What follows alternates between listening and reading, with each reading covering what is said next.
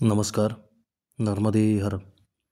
माझी नर्मदा परिक्रमा .blogspot.com या संकेतस्थळाला वाहिलेल्या यूट्यूबच्या या चॅनलवर आपल्या सगळ्यांचं स्वागत आहे. लेखांक 162 वाळू माफियांची दांडगाई आणि बोरासच्या साध्वी सुमित्रा दासबाई. मांगरोल, कोटपार महंत, अलीगंज, सिवनी, बराहकला, कुनिया किंवा कुनियाबड अशी गावं पार केल्यावर केतुधान नावाचं गाव येतं. मांगरोलचा आश्रम सोडल्यावर पुन्हा एकदा शेतं कुंपणं ओलांडत ओलांडत काठाने चालत राहिलो. इथे कुंपण पार करण्यासाठी विचित्र इंग्रजी वाय आकाराचे लाकूड लावले जाते. यातून रिकामा मनुष्य सहजासहजी जाऊ शकतो, परंतु पाठीवरती जुळे असलेला मनुष्य यातून पलीकडे जाऊ शकत नाही. गुरांनी शेतात घुसू नये म्हणून अशी योजना केलेली असते. मग अशा लाकडाला मी दोन्ही बाजूने हात धरायचो आणि थेट पलीकडे उडी मारायचो किंवा वायच्या मधल्या रेषेवर पाय ठेवून पलीकडे उडी मारायचो. याच्यामध्ये एक धोका असायचा. कधीतरी उडी मारताना पाय अडकला की तोंडावर आपटणे निश्चित असायचे. 1-2 वेळा तसे झाले देखील. परंतु परिक्रमा तुम्हाला पडण्यातला आनंद शिकवते. आनंदाने पडतासुद्धा येते, धडपडता येते, गटांगळ्या खाता येतात, आपटता येते, घसरता येते, बुडता येते. एकदा आनंदच लुटायचा ठरवला की आनंद लुटायचाच ठरवला आणि आनंद लुटायचाच हे ठरवलं की तो कशातूनही लुटता येतो. हे नर्मदा परिक्रमा तुम्हाला शिकवते. एकंदरीत ही कुंपणे वेळखाऊ असायची.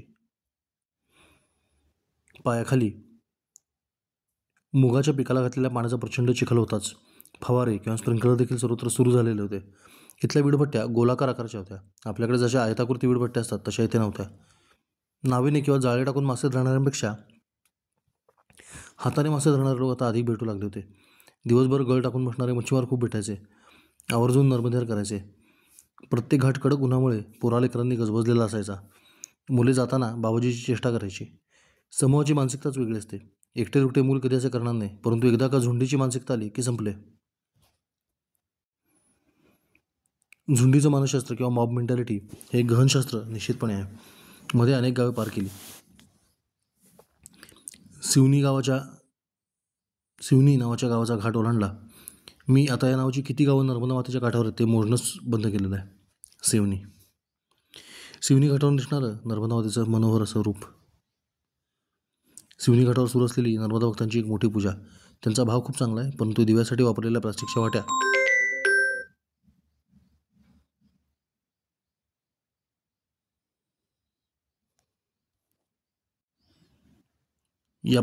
नर्मदा मातेचं प्रदूषण करतात.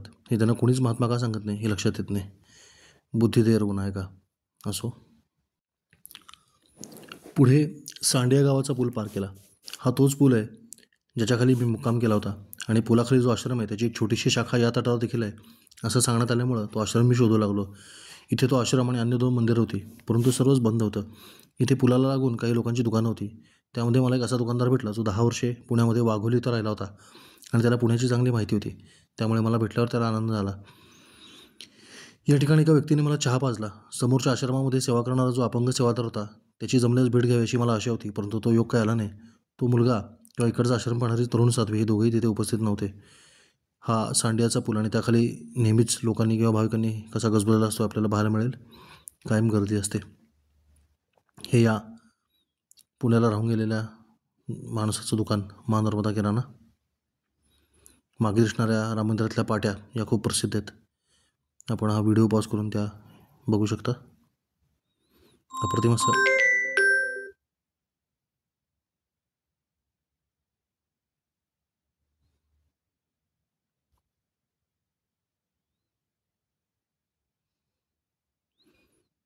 अप्रतिम असं नर्मदेश्वर महादेवाचं मंदिर इथे आहे. अशा संतवचनांनी भरलेल्या भिंती नर्मदा खंडामध्ये अनेक आश्रमामध्ये दिसतात. आश्रमातली कृष्णेश्वरीची मूर्ती पण खूप सुंदर आहे. माहितीवर पाट्या लावल्यामुळे भाविकांचं प्रबोधन होतं. दुर्दैवाने हे मंदिर बंद होतं, परंतु त्याचे काही फोटो मुद्दाम टाकले, कारण ज्यांना शक्य आहे त्यांनी हे मंदिर अवश्य पाहावं हा हेतू त्यामागे. दुकानदार आणि चहा पाडणारा सद्गृहस्थ यांचा निरोप घेऊन पुन्हा एकदा किनारा पकडला. या भागामध्ये भरपूर दगडगोटे मिळतात. चांगली शिवलिंग भरपूर शोध घेतला तर सापडू शकतात. इथे वाळू भरण्यासाठी प्रति ट्रॉली 2000 रुपये दर चालू होता. वाळू भरणारे लोक दगडगोट्यांचे देखील ढिगारे लावून ठेवतात. बंगल्याच्या बांधकामासाठी यांचा वापर केला जातो. आधुनिक प्रकारच्या बांधकामामध्ये वापर करणे किंवा ॲक्युपंक्चरच्या पायवाटा बनवणे किंवा भिंती बनवणे किंवा काहीतरी कलात्मक रचना बनवणे या कामासाठी हे दगडगोटे वापरले जातात. सुंदर शिवलिंगे पाहत, विविध रंगांचे विविध तऱ्हेचे दगड पाहत पुढे चालू लागलो. चिखलयुक्त काठाने खडे तुडवत सिवनी, कुनियाबड, बरहाकाना पार केलं. मध्ये अनेक प्राणी दर्शन देत राहिले. अजूनही कोल्हे खूप दिसायचे. या भागातली गुरे परिक्रमावासीला घाबरतात असं माझ्या लक्षात आलं. कारण काठाने फारसं कोणी जातच नाही. त्यामुळे हा कुठला नवीन प्राणी आला आहे असा भाव त्यांच्या चेहऱ्यावर स्पष्टपणे दिसतो. विशेषतः म्हशी परिक्रमावासींना फारच घाबरतात. एरवी ढिम्म नाहळणाऱ्या आळशी म्हशी आपल्याला पाहून अतिव चपळतेनं पळून जाताना पाहायला मजा येते. सुमारे 27 किलोमीटर अंतर कापत केतुधान या गावामध्ये आलो. ही केतू ग्रहाची तपोभूमी आहे. इथे एका स्थानिक बाबांचा आश्रम होता. छोटासा आश्रम होता आणि रेवा मंदिर होतं. समोर भव्य दिव्य वाळूचा तट होता. खूप साऱ्या गाड्या वाळू गोळा करत होत्या. बरहामध्ये चांगला आश्रम आहे. रहा असे लोक सांगत असताना मी या केतुधान या गावी आलो. हा बरहा गावातला घाट आहे. स्नानासाठी मैया 1 किलोमीटर दूर होती आणि घोटावर पाणी सगळीकडे होतं. त्यामुळे स्नान करणं केवळ अशक्य होतं. कसंबसं स्नान उरकलं. बाबाजी म्हणाले सदाव्रत देतो. दमलो होतो परंतु हो म्हणालो, कारण पर्यायच नव्हता. बाबांनी मला चहा पाजला. कालवून ठेवलेलं डाळ तांदूळ आणि 2 मिरच्या. जाताना मला आश्रमाची व्यवस्थित काळजी घे असं सांगून बाबा निघून गेले. आश्रम म्हणजे नर्मदा मातेच्या वाळूवर उताराचा तीव्र उतार असतो ना, त्याच्या एका बाजूला असलेलं छोटंसं हे रेवा मंदिर होतं. समोरच्या बाजूला मात्र अतिशय पुरातन आणि अप्रतिम असं गोपाळकृष्णाचं मंदिर होतं. बाबांनी जाताना 3 मुले मागे ठेवली आणि हळूच यांच्यावर लक्ष ठेव असे मला सांगितले. मला वाटले हे आश्रमाचे सेवक असतील, भगत असतील. परंतु नंतर माझ्या लक्षात आलं की ही रात्रपाळीची वाळू माफियाची गुंडांची टोळी होती. त्या तिघांशी खूप गप्पा मारल्या. त्यातून मला एकंदर वाळू व्यवसाय कसा चालतो याचा बऱ्यापैकी अंदाज आला. मुले गुंड होती परंतु प्रामाणिक होती. बरेचदा इंग्रजांनी केलेल्या कायद्यामध्ये न बसणाऱ्या माणसाला गुंड बनण्याची प्रवृत्ती आपल्याकडे प्रचलित आहे. थोडाफार कायद्याचा भाग बाजूला ठेवला तर बरेचदा एखादी व्यक्ती न्यायशास्त्रानुसार वागताना दिसत असते. परंतु इंडियन पिनल लॉमध्ये बसत असल्यामुळे आपण त्याला गुंड किंवा मावाली म्हणून जाहीर करतो. इथे झालेले असे होते की वाळूचा ठेका हा सरकारतर्फे वाटला जायचा. त्याच्यामध्ये जो अधिकची बोली लावायचा त्याला ठेका मिळायचा. परंतु इथं गेले अनेक वर्ष पारंपरिक वाळू व्यावसायिक तयार झाले होते, जे दशकांपासून वाळू उपसण्याची कामे करत होते. अशा लोकांना ठेके न मिळाल्यामुळे त्यांनी मग सरकारी ठेकेदारांकडून खंडणी वसूल करायला सुरुवात केली. त्यांचे दर ठरलेले होते. प्रत्येक गाडीमागे म्हणजे ट्रॉलीमागे 1000 रुपये द्यायला लागायचे. मोठा हायवा डंपर ट्रक असेल तर 15,000 रुपये भरावे लागत. ते जर भरले नाहीत तर जीवावरचा खेळ असायचा. की तरुण मुले काय वाटेल ते करून ती गाडी अडवायची. प्रसंगी गाड्या पेटवणे, टायर फोडणे किंवा चालकावर गोळीबार करणे यातील काहीही होऊ शकायचं. त्यामुळे वाळू भरणारे देखील नियमाने खंडणी भरून मगच पुढे जायचे. या खंडणीतून जमलेल्या रकमेचे काही पैसे योग्य ठिकाणी पोचायचे. त्यामुळे या लोकांना अभय होते. या मुलांना 25,000 रुपये पगार जेवून खाऊन मिळायचे. बरेचदा अवैध हत्यारे या मुलांकडे असायची. मी सांगतो हे चित्र संपूर्ण नर्मदा खंडातलं आहे. सर्वत्र अशा प्रकारची वाळू माफिया आपल्याला पाहायला मिळतात. फक्त या ठिकाणी प्रथमच मला प्रत्यक्ष गुंड भेटले इतकेच. ही सर्व मुलं गुंड असतीलही परंतु अतिशय मनापासून नर्मदा मातेची भक्ती करणारी होती असं मला त्यांच्याशी बोलल्यावर जाणवलं. पवन ठाकूर नाव बदललं आहे. नावाच्या एका स्थानिक माणसासाठी हे लोक काम करत आहेत असं मला कळलं. मंदिराच्या बाहेर छोटासा कट्टा होता, त्यावर मी आसन लावलं होतं. तिथंच ही मुलं गप्पा मारत बसली होती. या ठिकाणी एखादी जरी गाडी खंडणी न गेली तर हे ताबडतोब त्याला शिट्टी मारून आवाज द्यायचे आणि थांबवायचे. हा संपूर्ण व्यवहार विश्वासावर चालणार होता. कारण जमलेली सर्व रोख रक्कम ते माझ्यासमोर एका पिशवीमध्ये आणून ठेवत होते. त्यातील 1000-500 रुपये इकडे तिकडे गेले तर कोणालाही कळले नसते. परंतु ही मुले अतिशय प्रामाणिकपणे ते पैसे गोळा करताना मला दिसली. या मुलाकडे एक वही होती. त्यामध्ये तो गेलेल्या प्रत्येक गाडीची नोंद ठेवायचा. गाडी मालकाचे नाव, ट्रॅक्टरचे मॉडेल किंवा ट्रकचे मॉडेल, गाडीचा क्रमांक, किती पैसे दिले आणि किती वाजता दिले हे सगळं तो व्यवस्थित नोंदवून ठेवायचा. त्याचं एक वाक्य मला फार विचार करायला प्रवृत्त करून गेलं. मी त्याला म्हणालो की यातले थोडेफार पैसे तुम्ही तुमच्या कामासाठी वापरत नाही का? लाखो रुपये जमतात. मला पाहायचं होतं की या मुलांचं यावर उत्तर काय. तो मुलगा मला म्हणाला, बाबाजी 100-500 रुपये ले लिया तो किसी को पता नहीं चलेगा. ये बात तो ठीक है, लेकिन नर्मदा माई को तो पता चलेगा ना, उससे पंगा कौन लेगा. काय दहशत आहे पहा आमच्या नर्मदा माईची. 25,000 रुपये पगारामध्ये ती मुलं अतिशय खुश होती असं मला जाणवलं. मला एका माणसाच्या खिचडीपुरतं सामान देण्यात आलं होतं. त्यामुळे मला या मुलांना जेव घालता आलं नाही. परंतु उलट त्यांनीच रात्री कुठल्यातरी ढाब्यावर जाऊन मस्तपैकी पनीरची भाजी आणि तंदुरी रोट्या आणल्या आणि मला देखील त्यांच्यासोबत जेवायला घेतलं. जेवण झाल्यावर मुलाने मला सांगितले की बाबाजी तुम्ही आता निर्धास्त झोपा. रात्री तुम्हाला कदाचित दंगाधोपा, भांडण, गोळीबार वगैरे ऐकू येईल. परंतु घाबरायचं नाही, निवांत पडून राहायचं. तुम्हाला काही होणार नाही, मी आहे ना इथं. आणि तसंच झालं. मध्यरात्रीच्या सुमारास अजून एका स्थानिक गुंडाचे ट्रक वाळू घेऊन निघाले. हा नेहमी खंडणी भरायला विरोध करायचा. त्याच्या 4-5 गाड्या एकत्र निघाल्या. त्यातल्या एकाकडे हत्यार होतं. मुलं खंडणी मागू लागताच त्याने गोळीबार केला. इकडूनही त्याच्यावर गोळीबार झाला आणि त्या गाड्या अडवल्या गेल्या. मी हे सगळं निर्विकारपणे पाहत पडून राहिलो. भीतिहारी वरमध्ये नर्मदे हर. बाबाजी रात्री आश्रमात का राहत नाही ते मला आता कळालं. ही सर्व हत्यारे बेकायदेशीर पद्धतीने बाबाजी रात्री आश्रमात का राहत नाहीत हे मला आत्ता कळाले. ही सगळी हत्यारं बेकायदेशीर पद्धतीनं मध्य प्रदेशात सर्रास मिळतात. अर्थात त्यांचा फारसा काही उपयोग नसतो. कारण त्याच्यामध्ये अचूकता कमी असते. गावठी कट्टा वगैरे नावाने ओळखले जाणारे हत्यार जुन्या जीपच्या स्टेअरिंग रॉडपासून बनवली जातात. त्याच्यात अचूकता कमी असते. गोळी समोरच्या निशाण्याला लागेल याची खात्री नसते. बरेचदा हातामध्ये गोळ्या फुटल्याचे प्रकार देखील घडतात. ही सगळी माहिती मला मुलांनीच दिली. परंतु हवेमध्ये गोळीबार करून दहशत निर्माण करण्यासाठी मात्र याचा निश्चितपणे वापर केला जातो. अशा अनेक बातम्या आपल्याला पाहायला मिळतात. मात्र त्या दिवशी मला ते प्रत्यक्ष अनुभवायला मिळाले. काही समूहाकडे मात्र विदेशी बनावटीची अचूक महार असलेली शस्त्र आजकाल मोठ्या प्रमाणात सापडतात. ती कुठून येतात याचा मात्र कसून तपास झालाच पाहिजे. नक्षलवाद्यांकडे आणि भारताला मातृभूमी न मानणाऱ्या लोकांच्या हाती शस्त्र असणं हे देशहिताचं नाही. अशाच काही बातम्या आपण इथं पाहू शकता. हे बघा, या बातम्यात अवैध बालू खनन को लेकर चली 100 राउंड गोलियां, हुआ खूनी खेल, माफियों का तांडव जारी. किंवा जबलपूरमध्ये रेत माफियांनी पोकलेन मशीन पेटवून दिलं, किंवा पोलिसांवर फायरिंग केली, किंवा ग्रामीण गावकऱ्यांवरती गोळीबार झाला. अशा प्रकारच्या बातम्या आपल्याला पाहायला मिळतात. या मुलांशी बोलताना अजून एक गोष्ट माझ्या लक्षात आली की सध्या वाळूचे ठेके कोणाकडे आहेत किंवा ठेके कोण देत आहे हे पाहण्यापेक्षा ही पद्धत कोणी चालू केली हे पाहणं फार महत्त्वाचं आहे. मुळात अशी पक्षपाती पद्धत सुरू करणारा मनुष्य इथे दोषी मानला पाहिजे. केवळ धनदांडग्या लोकांना सगळे परवानगी द्यायचे आणि स्थानिक लोकांना डावलायचं हे राजकारण फार काळ टिकणारं नसतं. स्थानिकांना प्रतिनिधित्व देऊन केलेलं कार्यवाटप हे नेहमीच किफायतशीर ठरतं. भारतातील अनेक ठिकाणी होणारा वर्गसंघर्ष पेटवण्यासाठी या मुद्द्यांचा वापर काही चळवळी शिताफीने करतात आणि देश अस्थिर राहील याची काळजी घेतात. यावर साकल्याने विचार करून कार्यवाही व्हावी अशी आशा आहे. पहाटे लवकर उठून मी समोर असलेल्या गोपाळकृष्ण मंदिरात जाऊन आलो. मंदिर अतिशय प्राचीन आणि फार अप्रतिम आहे. याही ठिकाणी पुरातन मंदिराचे अवशेष होतेच. या पट्ट्यात सर्वत्र भव्यदिव्य पुरातन मंदिरांचे अवशेष अक्षरशः इतस्ततः विखुरलेले आढळतात. समोर फार मोठी आणि खोल विहीर होती. फारच खोल होती. मंदिर अतिशय जागृत होते. या मंदिराचे कारागीर बांधकाम चालू असताना खाऊ पिऊ लागले. लोकांनी असे करू नका असे सुचवले होते, परंतु त्यांनी ऐकलं नाही. तर ते एक करून ठार झाले अशी दंतकथा इथे ऐकायला मिळते. एक पंडितजी हे मंदिर सांभाळत असतात. इथं त्यांनी मला सुंदरसा चहा पाजला आणि मी पुढे निघालो. इथून काही क्षणातच मला खांड दुधी नर्मदा माता या त्रिवेणी संगमाचं स्थान लागलं. इथं मी मनसोक्त स्नान केलं. आपण बघू शकता की हाच तो आश्रम जिथे मी मुक्काम केला होता आणि त्या आश्रमात असणारा हा नर्मदेच्या वाळूचा भव्य किनारा. प्रचंड वाळूचं उत्खनन चालू इथं आपल्याला दिसतंय. या चित्रामध्ये आपल्याला बरोबर वाळू घेऊन जाणाऱ्या गाड्यांचा रस्ता दिसतोय आणि मंदिराच्या बाहेर आम्ही झोपलो होतो तो वरांडा पण आपल्याला दिसतोय.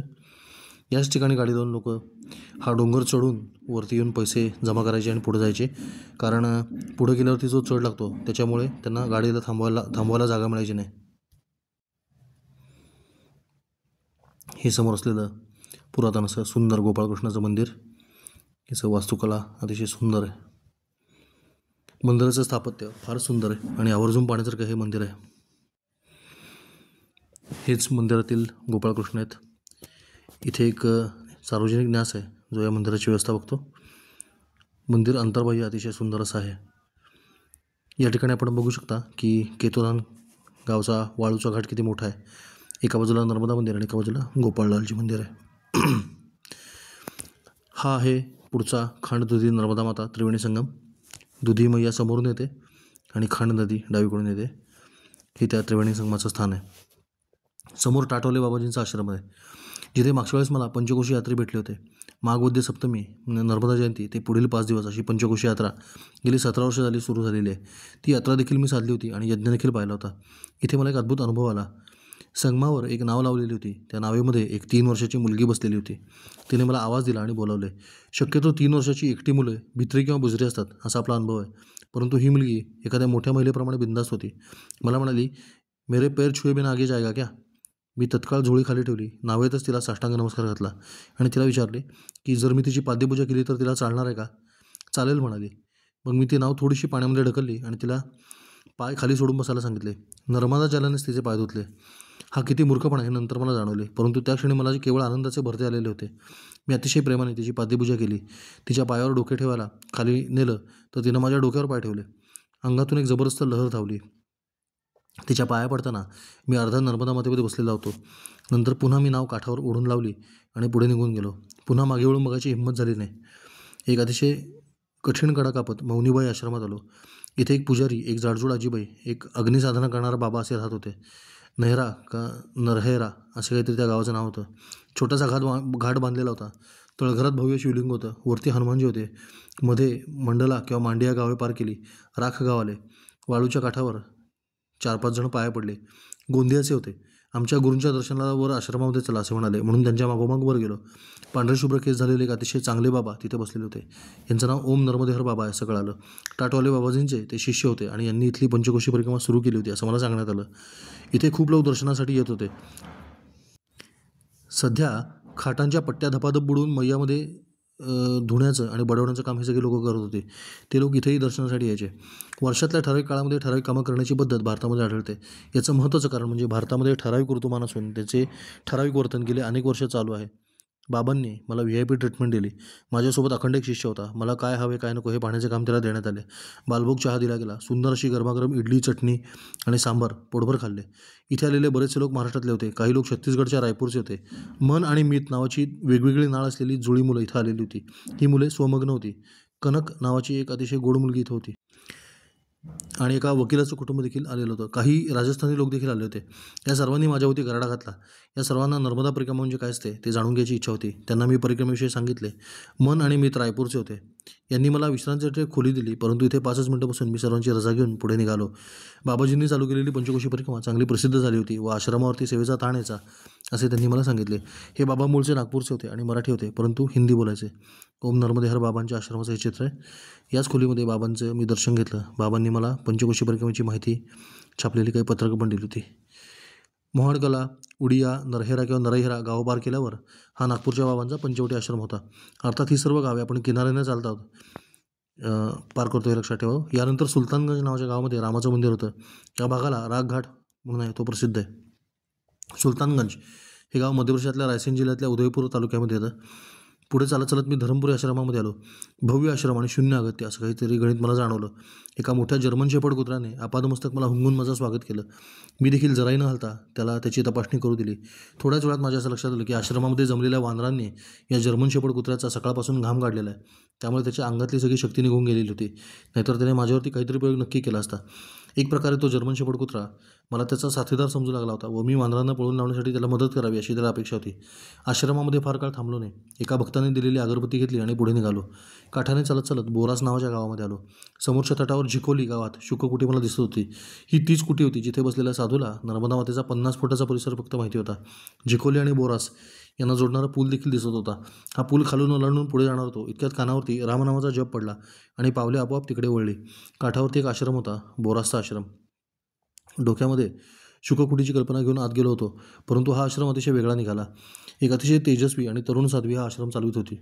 या ठिकाणी खूप सारे परिक्रमावासी निराधार, निराश्रित, वृद्ध, अंध, अपंग, परित्यक्त राहत होते. सर्वांना 24 तास गरम गरम भोजन मिळायचे. 24 तास अर्थात खरोखरच 24 तास बरं का. इतकेच नव्हे, या ठिकाणी 24 तास सीताराम नामाचा जप चाले व 24 तास रामायण वाचन देखील चालायचं. हे सर्व 24 तासाचे उपक्रम गेली 23 वर्ष सुरू आहेत असं मला 22 साली कळलं. या आश्रमाची कथा थोडी निराळी आहे. एक साधू इथे आले व राम मंदिराच्या जागेमध्ये राहिले. एक 9 वर्षाची जात्याच हुशार आणि तेजस्वी जातिवंत राजपूत मुलगी त्यांच्या दर्शनासाठी येऊ लागली. त्यांचा सत्संग घडल्यामुळे त्यांना मनोमन गुरु म्हणून समर्पित होऊन त्यांच्यासोबत ती राहिली. गुरु मानून समर्पित होऊन त्यांच्यासोबत ती राहिली.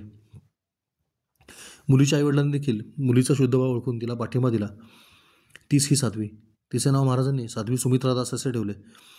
साध्वी खूपच सरळ, साधी, बोळी, प्रेमळ आणि निरागस होती. मला तिने आग्रहाने ठेवून घेतले. पुढे या साधू महाराजांना त्यांच्याच चालकाने किरकोळ पैशाच्या लालसेपोटी त्यांचा खून केला आणि तो पळून गेला. 12 वर्ष भक्त त्याला शोधत राहिले. पुढे तो अचानक बाजारामध्ये फिरताना सापडला. एका अतिशय सभ्य, सरळ, सज्जन, सात्विक आणि गर्भश्रीमंत भक्ताने भर बाजारात त्याचा तलवारीने शिरच्छेद केला असे मला कळाले. त्यांच्या विरोधात कोणीही साक्ष दिली नाही, कारण सर्वच जनमत त्या चालकाच्या विरोधात गेलेले होते. पोलिसांनी त्यांना अटक केली व पॅरोलवर त्यांची सुटका झाली होती आणि मी आश्रमामध्ये आलो. त्याच्यानंतर काही तासातच ते स्वतः थेट आश्रमामध्ये दाखल झाले. त्यांना भेटायला शेकडोंचा जनसमुदाय जमला. सर्वजण त्यांच्या पाया पडत होते. साध्वी सुमित्रा दास यांना सर्व लोक बाई म्हणायचे. बाई स्वभावाने अतिशय साधी आणि प्रेमळ होती. तिच्याकडे 2 फोन होते, एक साधा आणि एक स्मार्टफोन. साध्या फोनवर फक्त 63 क्रमांक साठवले होते. स्मार्टफोनवर 3000 क्रमांक होते. परंतु हिने फाल्गुन महिन्यामध्ये मोठा यज्ञ आयोजित केला होता. त्याला मात्र 5,000पेक्षा जास्त महात्मे आले होते आणि त्यांच्या दक्षिणेवर 35 लाख रुपये खर्च झाला होता. वर वर्णन केलेल्या भक्ताने 11 लाख रुपये देणगी दिली होती. इथे झालेल्या भंडाराच्या वेळी 6 क्विंटल पिठाच्या पुऱ्या आणि टँकर भरून तेल लागले होते. यज्ञाचा मोठा मंडप खाली बांधला होता. त्याचा चबुतरा शिल्लक होता. बाईंच्या प्रेमळ स्वभावामुळे हजारो माणसं इथं या आश्रमाशी जोडली गेली होती. इथे कुठलंही बंधन नव्हते. त्यांचा स्वभाव खूप मनमोकळा होता. स्वतःची अशी खोली पण नव्हती. बाई सर्वांसोबत गच्चीवर झोपायच्या. त्यांच्या पूर्वाश्रमीचे वडील रात्री गच्चीवर झोपायला म्हणून यायचे. शेवटी बापाचे हृदय ते. त्यांच्यासोबत एक तरुण शिष्या होती. ती देखील त्यांच्या शेजारी झोपायची. आश्रम 3 मजले होता. प्रत्येक मजल्यावर लोक राहायचे. तळमजल्यावर स्वयंपाकघर आणि जेवणाची व्यवस्था होती. वरच्या मजल्यावर धान्याचा प्रचंड साठा आणि राहण्याची व्यवस्था होती. तसेच इथं रामायण आणि सीताराम जप चालायचा. मागच्या बाजूने थेट गाडीतळाची पातळी यायची. ह्याच मजल्यावर रामरायाचा अतिशय सुंदर असा विग्रह सुमित्रादासबाईंनी अखंड पूजेमध्ये ठेवला होता. त्याची ती खूप सुंदर पूजा करायची. आलेल्या प्रत्येक परिक्रमावासीला ती भरपूर वेळ देऊन त्याच्याशी गप्पा मारायची. तिला एक सवय होती. कोणाशीही बोलायचं असेल तर त्याच्या जवळ जाऊन ती खाली बसायची आणि मग बोलायची. मध्येच उठून निघून जायची आणि दुसऱ्या व्यक्तीशी पुन्हा तेच खाली बसून बोलायचे. त्यांची ही पद्धत मला फार मजेशीर वाटली. त्यामुळे समोरच्या व्यक्तीला आपल्याकडे कोणीतरी पूर्ण लक्ष देत आहे असा भाव निर्माण व्हायचा. जाता येता किंवा उभ्या उभ्या बोलले की त्यात फारसे गांभीर्य वाटत नाही. या साध्वीची साधना इतकी कठोर होती की तिच्या आयुष्याला षड्रिपूंचा तिळमात्र देखील स्पर्श झालेला नव्हता हे लगेच जाणवत होते. तिच्याकडे वाईट दृष्टीने पाहणारा मनुष्य जरी तिच्याजवळ आला तरी तिच्या तपोबलामुळे तो सात्विक होऊन जायचा आणि असे सामर्थ्य तिच्या ठाई होते. बाईने मला खूप चांगला वेळ दिला आणि माझ्याशी भरपूर गप्पा मारल्या. तिला मी पंढरपूर दाखवले पाहिजे असे तिने मला सांगितले आणि मी देखील त्याला होकार दिला. आता हा योग कधी येतो हे पांडुरंगालाच माहिती. यांच्याकडे पाहिले की साक्षात नर्मदा मातेचे दर्शन घेतो आहोत असा भास व्हायचा. चेहरा सतत हसतमुख असायचा. दिवस रात्र स्वयंपाक चालायचा. स्वयंपाकघरातील सेवक देखील अतिशय निष्ठेने काम करायचे. गरज पडल्यास बाई स्वतः त्यांना मदत करायची. बाईच्या पायाला सतत भिंगरी लागलेली होती. एक क्षणभर देखील एका जागी थांबायची नाही. इथे मला 2 छोट्या 7-8 वर्षाच्या मुली भेटल्या. एकीचे नाव नमामी राजपूत आणि दुसरीचे नाव नर्मदा राजपूत होते. नमामी आणि नर्मदा. आई बाबाजी पंगत पाहिजे असे म्हणून दोघी मला जेवायला घेऊन गेल्या. त्यानंतर त्या दोघी माझा पिच्छाच सोडण्यात. सतत माझ्या मांडीवर खेळू लागल्या. मला म्हणाल्या, बाबाजी तुम्ही आमच्या घरी चला. सुमित्राबाई मला जा म्हणाल्यावर मी देखील हो म्हणालो आणि मला त्या दोघी त्यांच्या घरी घेऊन गेल्या. गावातच अतिशय मोठं घर होतं. प्रत्येक गोष्टीतून श्रीमंती झळकत होती. घरातून बाहेर पडणारं ड्रेनेज एका मोठ्या दाराने झाकले होते. अर्थात ड्रेनेज पाईपलाईनमध्ये जाण्यासाठी एक मोठं दार. इतका मोठा वाडा होता. घरातल्यांनी मला मसाला दूध पाजलं. इथे अजून एक पटेल काका मला भेटायला आले होते. तेही मला त्यांच्या घरी घेऊन गेले. यांचा मुलगा राष्ट्रीय स्वयंसेवक संघाचा स्वयंसेवक होता. नंतर मला कळाले की नमामी आणि नर्मदा यांच्याच घरामधील सुमित्रा दासबाई आहेत. त्या त्यांच्या भाच्या होत्या. नंतर मात्र मी दिवसभर सीताराम जप केला. अतिशय आनंद लुटला. कधी ढोलक वाजवला, कधी पेटी वाजवली, कधी खंजिरी वाजवली तर कधी मंजिरी वाजवली. दिवसभर रामनामाचा आनंद लुटला. समोर वाहणारी नर्मदा मैया आणि मुखामध्ये रामाचे अखंड नाव. शेजारी अखंड रामायणाचा पाठ चालू आहे. त्यामुळे तिथे हनुमानजीचा वास. अजून काय पाहिजे. इथे पेटी दुरुस्त करणारे दोघे बापले भेटले. छान ट्युनिंग करत होते. मला देखील पेटी ट्युनिंग करण्याचे ज्ञान आहे हे कळल्यावर त्यांना खूप आश्चर्य वाटले. कारण हे ज्ञान खूप कमी लोकांना असते. परंतु मलाही शिकवणारा माझा दिवंगत संगीतकार मित्र गिरीश कुलकर्णी याचे हे उपकार आहेत. मी नारद मंदिराच्या व्यास गुरुकुलामध्ये राहत असताना इथे गिरीश कुलकर्णी रोज कीर्तनाला साथ द्यायला यायचा. त्यानेच मला ही कला शिकवली. त्याच्या उजव्या हाताने तो उत्तम पेटी वाजवायचा. परंतु याच्या अंगठ्याच्या रचनेमध्ये काही दोष असल्यामुळे त्याच्या गुरूंनी त्याला डाव्या हाताने पेटी वाजवायला सुरुवात कर असं सांगितले. त्याचे वडील हे उत्तम तबलावादक होते आणि त्याचे गुरु हे भारतातील आजच्या घडीचे सर्वोत्तम गणितीय पेटीवादक आहेत. त्यांचे नाव मी इथे घेणार नाही. परंतु गुरूंनी सांगितलेले ऐकायचे म्हणून याने डाव्या हाताने पेटी वाजवायला सुरुवात केली व त्यामध्ये त्याला गती येईना. घरी थोडीशी तणावाची परिस्थिती असल्यामुळे गिरीश मानसिक तणावामध्ये गेला आणि त्याने कामशेतजवळ लोकलखाली उडी मारत आत्महत्या केली. त्या दिवशी तो रोजच्याप्रमाणे आमच्याशी गप्पा मारायला आला असता तर कदाचित त्याचं मन मोकळं झालं असतं. परंतु तो अबोल स्वभावाचा असल्यामुळे मनातल्या मनात कुढत राहिला. आपल्याही बाजूबाजूला कोणी अशी माणसं असतील की जे अचानक संवाद साधायची बंद झालेत तर आपण त्यांच्याशी मन मोकळेपणाने गप्पा मारल्या पाहिजेत. अन्यथा त्याचं पर्यवसन कुठल्या तरी चुकीच्या घटनेमध्ये होऊ शकतं आणि एक समाज म्हणून आपल्यासाठी हे नक्कीच हिताचं नाही. असो, त्यांना पेटी ट्यून करायला थोडीशी मदत केली आणि त्यानंतर मी रामायण वाचायला बसलो. या आश्रमामध्ये सेवादारांची खूप गरज आहे असं मला जाणवलं. सेवा देणाऱ्यांपेक्षा सेवा घेणाऱ्यांची संख्या जास्त आहे. म्हणजे धनधान्याची आश्रमाला अजिबात कमी नाही. उलट इथे जास्तीचे धान्य जमावते. त्यामुळे स्वतः बाई हे धान्य आश्रमांना आणि इतर गरिबांना वाटतात. परंतु स्वयंपाक करणारे, वाढणारे, रामायण किंवा रामनामाची सेवा करणारे सेवादार कमी पडतात. नमामी आणि नर्मदा यांनी मला चित्र काढण्यासाठी कागद आणून ठेवले होते. त्यावर त्यांनी सांगितलेली चित्र मी काढून ठेवली आणि ती बाईंजवळ ठेवून दिली. नर्मदा मातेकडे पाहत झोपी गेलो आणि सकाळी लवकर उठून थोडासा जप करून पुढे प्रस्थान ठेवले. आपल्याला बोरासच्या आश्रमावर नेहमी अशी गर्दी असते. बोरासच्या घाटावरती कायमस्वरूपी जत्रा इथं भरलेली असते. यातले बरेचसे लोक आश्रमामध्ये जेवायला येतात आणि इथं कोणालाही नाही म्हटलं जात नाही. हे सुमित्रादासबाईंचा रामलला आपल्याला दिसतोय. आश्रमाच्या मागच्या बाजूला अशी भरपूर झाडं आहेत आणि त्यातला हा भव्य वटवृक्ष आहे ज्याच्याखाली बरेचदा लोक उतरलेले असतात. आश्रमातला हनुमंताचा हा विग्रह आहे. या आहेत नर्मदा खंडातील एक असामान्य व्यक्तिमत्व परमपूज्य सुमित्रादास साध्वीजी बोरास. यांचं दर्शन अवश्य घ्यावं अशी व्यक्ती आहे. गर्व नाही, ताठा नाही, अहंकार नाही, आळस नाही, दांभिकपणा नाही, भपका नाही, फक्त आणि फक्त रामरायाची भक्ती आहे आणि रामनामाची शक्ती आहे. मध्यंतरी पुन्हा एकदा आश्रमात गेलो होतो. तिथे काढलेली चित्र आहेत. माझ्या डाव्या हाताला बसलेले पटेल काका हे बाईंचे निस्सीम भक्त आणि अप्रतिम साधक आहेत. आपली प्रचंड प्रॉपर्टीला थाडून ते इथं पूर्ण वेळ सेवेसाठी येऊन राहिलेले आहेत. अतिशय सज्जन संत मनुष्य आहे. हे सुमित्रादास साध्वींचं हे देवघर आहे आणि त्यांच्या गुरूंचंही प्रतिमा आपल्याला मागे दिसते. आणि हा बाईंचा रामलला आणि खाली असलेले शाळीग्राम याच्यावरती त्यांनी काढलेलं सुंदर नक्षीकाम आपल्याला दिसते. पुन्हा एकदा त्यांच्या दर्शनासाठी गेल्यावर सुमित्रादास साध्वींसोबत प्रस्तुत लेखक आपल्याला दिसतोय. क्या साध्वी. आपल्या देवघरासमोर साध्वी सुमित्रादासबाई, ह्या साध्वी सुमित्रादास आहेत. कपाळावरती कायम वैष्णव गंध असतं, गळ्यामध्ये तुळशीच्या माळा असतात. दोंडाचा यातला इंदाणी परिवार साध्वी सुमित्रादासजी यांच्या देवघरचं दर्शन घेताना आपण बघतोय. निघताना बाईंनी मला फोन नंबर विचारला. मी फोनसोबत बाळगत नाही कळल्यावर त्यांना आनंद वाटला. तुझ्या ओळखीच्या कोणाचा तरी नंबर सेव्ह करून दे असे म्हटल्यावर मी त्यांच्या फोनवर माझ्या मित्राचा क्रमांक टाकून दिला. यांच्या फोनला कुठलेही लॉक नव्हते. फोन आश्रमातल्या कोणाच्या हातात कधीही असायचा. इतक्या त्या विरक्त होत्या. नाहीतर आजकाल आपल्या फोनला आणि त्यावरील संभाषणांना सोन्यासारखे जपणारी माणसं सगळीकडे अधिक पाहायला मिळतात.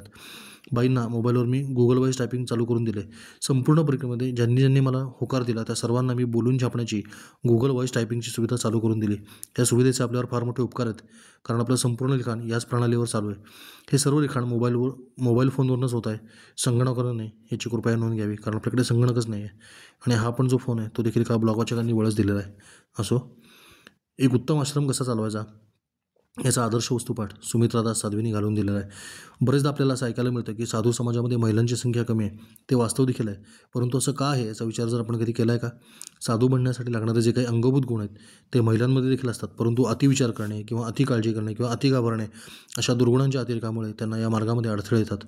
उदाहरणार्थ, एखादं झुरळ पाहिल्यावर त्याला टिचकीने उडवून देणारा पुरुष असतो, परंतु त्याच जागी एखादी स्त्री त्या झुरळाला किंवा पालीला पाहिल्यावर जोरजोरात किंचाळून अख्खं घर डोक्यावर घेऊ शकते. अशा काही अंगभूत अवगुणांमुळे साध्वी बनताना त्यांना अधिक कष्ट करावे लागतात. आपल्या प्रतिक्रिया नियंत्रित केल्या तरी स्वभावांमध्ये बदल पडायला वेळ लागत नाही. एका साधूकडे जे गुण लागतात ते सर्व गुण बाईंच्या अंगी एकवटलेले होते. त्यामुळे मला परिक्रमेदरम्यान भेटलेल्या अशा काही मोजक्याच साध्वी चांगल्या लक्षात राहिल्या.